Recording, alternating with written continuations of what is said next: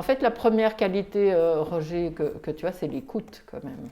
Moi, toujours, hein, l'écoute des tissus. L'intérêt de la technique, justement, c'est de savoir, bon, s'il y a abandon, mais par rapport à quoi?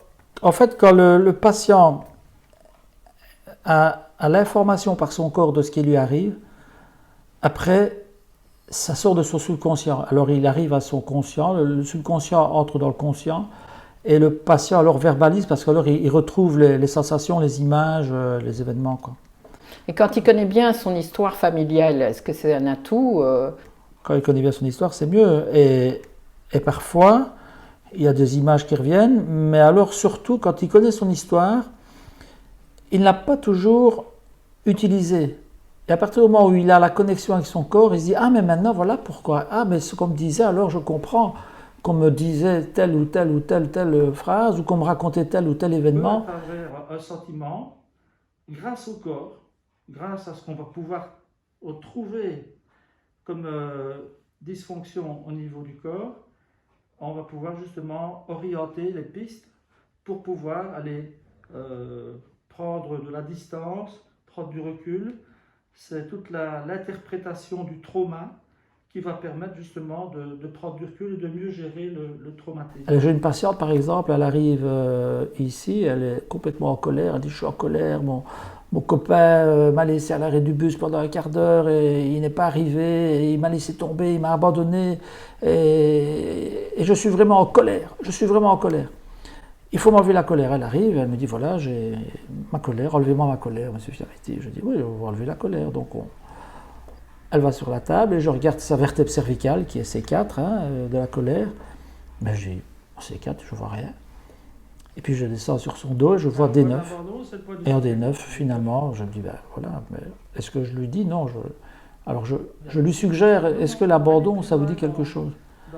Elle dit, l'abandon, non, je suis en colère, mais l'abandon, pas tellement. Elle dit, mais est-ce que...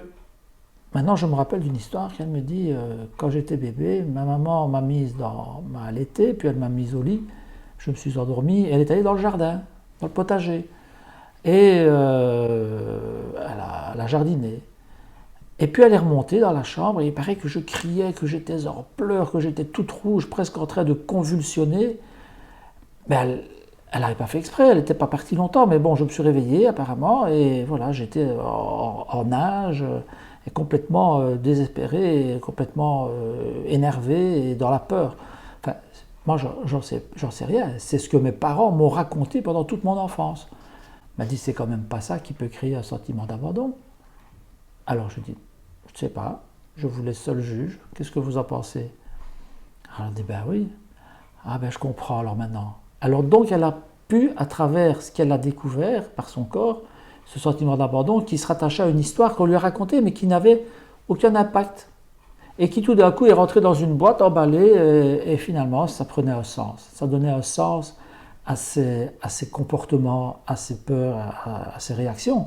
Et là elle a compris, elle dit, mais alors mon copain, en fait il n'a fait que réveiller ce sentiment d'abandon. Donc il a bien fait de vous laisser à l'arrêt du bus et de ne pas venir. Parce que grâce à ça, vous avez pu découvrir que vous aviez un sentiment d'abandon lié à une séparation, à une angoisse de séparation, qui est l'angoisse du petit bébé que vous avez été et qui est resté dans la chambre pendant 1 heure ou 2 en train de pleurer. Elle dit, ben oui, ben j'ai compris. Ben alors je ne vais pas me séparer de mon petit copain, parce qu'elle voulait se séparer en arrivant, quoi. Donc voilà, comme quoi parfois on peut éviter des séparations en mettant le doigt sur une séparation mal vécue.